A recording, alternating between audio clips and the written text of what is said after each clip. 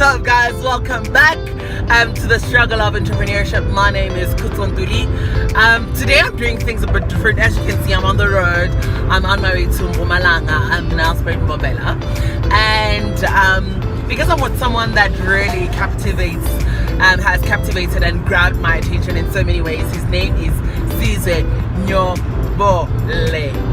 Right? That's Nyobole. You got it right. Yes. So, hey, okay. We're going to be talking to him. So, just to give you guys a bit of background on him, he started out as a flight attendant at SAA, grew to the ranks, has worked for big companies such as Sail, EOA,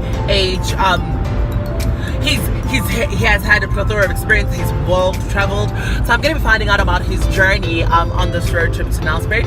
So I hope you guys enjoyed this episode and keep fingers crossed. I hope that you guys like the cut. So as I said, my guest today, his name is Sizwe Nyobole, and he rents all the way from the Eastern Cape.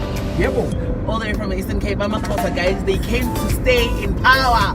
Alright, they're not going anywhere. So I'm going to be chatting to him about his struggle and his journey into entrepreneurship. But Sizwe, welcome to the struggle. Thank you. Thank you. I feel welcome. So who are you? Like, in the biggest perspective of things, who are you? Kutu. Sizwe, like you said, from the Eastern Cape. Guy came moved over to Gauteng a few years ago, or 16, 17 years ago. I moved up, doesn't call as a flight attendant. I wanted to travel a bit, which was the greatest experience ever. Nothing builds your confidence like traveling the world, seeing different people, being exposed to different cultures. So that helped me out a lot. I think that's when my journey started. From there, I flew for 5 years, left the SAA, moved around in a corporate space, but where I sharpened my sales skills was for EOH, where I worked as a account manager. I had to sell digital solutions, digital marketing solutions. It was a new experience. I was thrown into a deep end, and I learned to swim. And you learned how to swim? And I learned how to swim. And from there I joined SAIL, which is one of the biggest events companies in the country. We do sponsorship, brand marketing, hospitality and events all across the country. So from there, selling just became part of my DNA. And that's basically one of the major traits you need as an entrepreneur. As I was saying before we were rudely disturbed by that call. I mean, selling became part of my DNA, which is one of the major traits you need as an entrepreneur. I've learned to realize that people tend to buy you before they even buy whatever you're selling. Whether it's a product, whether it's a service, people you need to be able to sell yourself. And so do you think corporate then played a role in you being able to sell yourself? John, absolutely. I think now that I think about it, every role that I've played since that dialogue has led me to here. Okay. You know, failures, triumphs have led me. Kulendle Nesamba, we were driving to Nelspruit to a floor meeting. Yes. So that's basically it. Okay. But so then so there's a lot of the time when we finish school, a lot of us just feel like we are ready to jump into the deep end. So I feel like my business idea works, and there is a small percentage of people that it actually worked for them. After school, they didn't need to go to a varsity to get a degree or a certificate. But at some point along the way, they just became successful. So do you think that it is important for us to have these qualifications, or should we, like you saying, corporate helped you, but in some instances people don't need corporate? So maybe, like, I don't know how to put it, but looking at the parallels and how the two, that it works with and some it works without. But most of the time you find that we all started in corporate, going into our own businesses. You know, do you think it's important for us to start there? That is my question, I think. John, of course, it's different for everyone, John. Okay. So I can't say there is no set rule. But all I'm saying, if you're fortunate enough to go study, do it. I think life deals us different cards. Of course. Come on, so you gotta take the cards that you are dealt with and use it to the best of your ability. Yes. Otherwise, I can't say to you, I know if you didn't go to school, you're not gonna succeed. Or don't waste your time or your money at school. Go straight into business. No. My personal experience, I'll tell you this one. If you're thinking of getting into business, you're gonna have to have a strong character. Thick skin is needed. I was advising another lady about a couple of weeks ago. She shared in one of these dinners. SCT, she's just resigned. She wants to get into business. Did you go, yeah, okay, what's your background? I define this. It's perfect. Did you go, yeah, how much have you saved? Okay. I should save a bit. That you better be sure. This is nice. This is not gonna cut it. Won't cut it. You're used to a salary, you're used to an income, you've got bills to pay. Yes. Come on, and that good job, I guess, is best advice I'll give you. Because it's one of the mistakes that I made getting into business, because no one was there for me. Okay. To advise me. That's really a job. I'm not saying, if you have a bond, move out of home. Or move out of your house. Go home. Go home, or rent a land if you can. And that if you're still paying for your car, if you can get rid of it and get a smaller car cash, please do it. Okay. Because every cent counts in business, especially cost a car. Most people will tell you who are running successful organizations. About your 1 to 3 years, first to 3 years, your first year to, I think for the next 3 years, your initial first 3 years are the toughest. Kunzima, you're still trying to establish yourself, you're learning. Yeah. No one knows you in the industry. You're establishing your contract, your contact, you're trying to establish your brand as well. So I said to her, Jonah, if you don't have money that will carry you for at least a year and a half. Okay. We've spoken about education. We spoke something I wanted to touch on again is a bit of financial planning.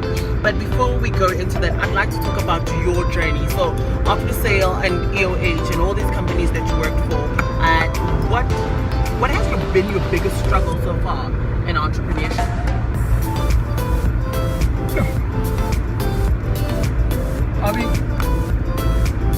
I think breaking into the business space, because you get that they're already big guys who are already established with all the infrastructure on Genayo, with all the inventory on Genayo. Okay. So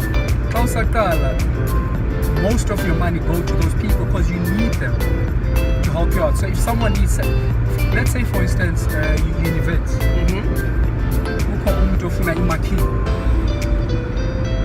you don't have the marquees. You don't have the marquees. Okay. So you go to your competitor. Okay. A big daddy, someone who's been doing it for years. Okay.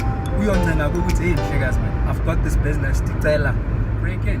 So now what we're finding is that the government has been providing all these structures and support things that they're putting in place about incubation, saying that we will help them, we will sustain them. Do you think those things are working for us? For some, perhaps, but definitely not for much of it. You see, people are hungry for options. Okay. Especially people who are forced into the business. So sorry guys, before you answer that, it's kind of hard to talk to Sizwe about his struggle because I just feel like he's a well of knowledge. So I just want to pick his brain on many other things, and eventually in this video somewhere we'll get to where we speak about his personal journey to you. So my question again is, so in this, how long do you think it's going to take for us to transform this? And was it the smallest guy in the food chain has the same amount of resources and access to market as the big players, as we put it? How long is a piece of string? How long is a piece of string? I mean, it's a trick question. Yeah. Mandi, like I said initially, one of the in our earlier discussion, Okay. so that is a very relative question because it depends on individual. Okay. Go on. We are wired differently. Okay. Whatever you put in is what you're gonna get out. Okay. Then your research will yield the results as later. So the doors you knock on, your persistence Yes. will yield the result. Are you getting me? I'm hearing you. Dingakala now a business, Yes. and within 5 years, because of your persistence, because of doing your due diligence to find out who are the relevant people to talk to, empowering yourself, reading, write books, I'm a serial entrepreneur. Syrian. I think when I started my business, I started it in the field that I was comfortable in, which is basically events, sponsorship, hospitality. And that's an easy industry people think is quite easy to break into. Never. I mean, everyone has an event company. Are they making money? Are they successful? So if you're not making money, if your business is not profitable, it's not a successful business. It's a struggling business. Yes. So we can all have companies. We can all register. It's easy to register a company and be general whatever. But are you successful? So yeah. Noted. And that's another thing. Do not be discouraged by how many people are doing what you're doing. Please never do that. Never be discouraged by how many people are doing this. Find your market, focus on your market. That's exactly what I did.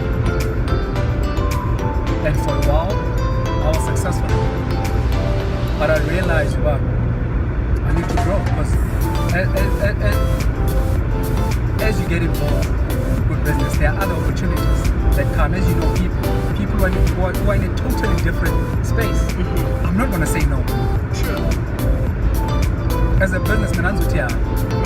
if another opportunity comes somewhere, there's an opportunity to do that and that and that, to consult, I'm not going to say no. How did I reach you?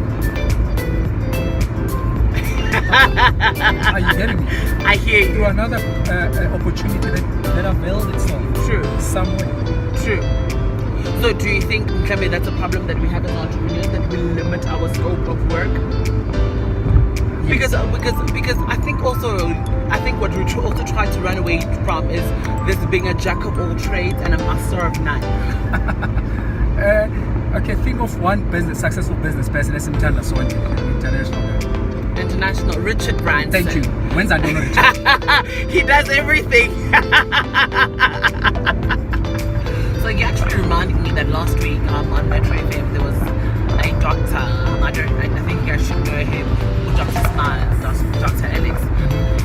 He was actually speaking towards the exact point you are, that he's a dental artist. I don't know what they call him, the correct term for it. He also says that he's a music person, he's a designer, he's this, and it was baffling me in my mind how he could be a jack of all trades and which one he really wanted to master.